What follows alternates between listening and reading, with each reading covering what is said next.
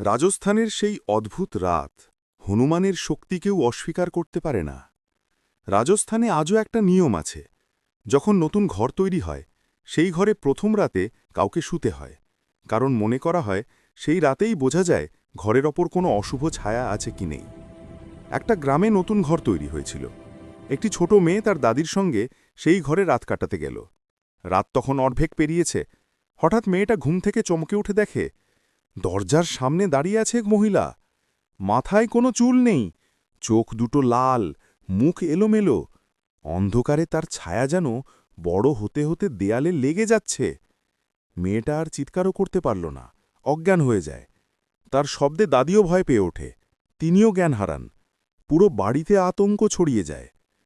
পরের দিন সবাই জানতে পারে রাতের অল্প দূরেই গ্রামের লোকেরা এক চোরকে ধরে ফেলেছিল। কিন্তু আশ্চর্যের বিষয়, চোরটা বলছিল, কেউ আমাকে দৌড়ে এনে বেঁধে রেখেছে, লাল চোখ, লম্বা ছায়া, আমি পালাতে পারিনি।